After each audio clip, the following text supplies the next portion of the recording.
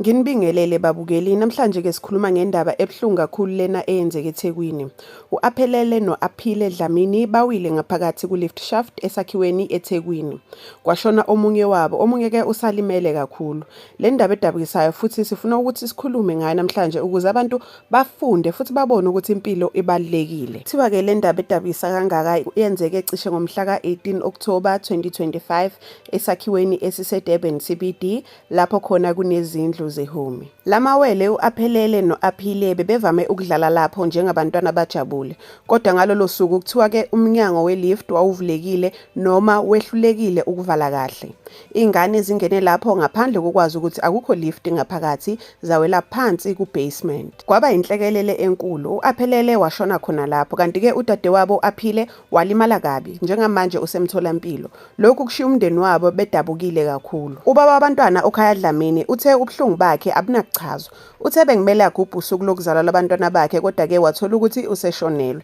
Uthi futhi ufuna ubulungiswa, ufuna ukwazi ukuthi kwenzeka kanjani ukuthi umnyango we-lift uvuleke kanjalo. Abanye abantu abahlala kule ndawo nabo bathi bayesaba ngoba bengazizwe bephephile. Abanye bathi sekunesikhathi i-lift yenza nje kodwa akukho kwenziwayo. Abantu baseThekwini basabele kakhulu. Abanye ke baye baphuma etradini befuna ubulungiswa, behambe bephethe ama-placards abhalwe ukuthi Justice for the Dlamini twins. Kunezibongo eziningi zokuthi izakhiwo ezifana nehome kumele zibheke ukuphepha kwabantu, ikakhulukazi izingane. Ama-latest news athi umfana u-Aphelele useyangcwatshwa, umndeni wakhe usemkhulekweni. Udadewabo u-Aphile usasesibhedlela kodwa ke udokotela uthi uyazama ukubuyela esimweni. Amaphoyisa aseThekwini aseyenze uphenyo ukuthi athole ukuthi kwenzeke kanjani. Abaphathi behome bathumele istatement bethi bayazwelana nomndeni futhi bazophenya ukuthi kwenzekeni ngempela. Manje ke babukeli, ake sikhulume kancane ngalokho. Uma i-lift iphukile kumele kufake isixwayiso esibhaliwe ukuthi out of service noma kuvalwe ngensimbi noma ngetape. Lokhu kwenzele ukuthi abantu ikakhulukazi izingane bengasondeli lapho. Abameli bathi abaphathi balesi sakhiwo bangabhekana necala noma isijeziso ngenxa yokungahlinzeki ngokuphepha okwanele.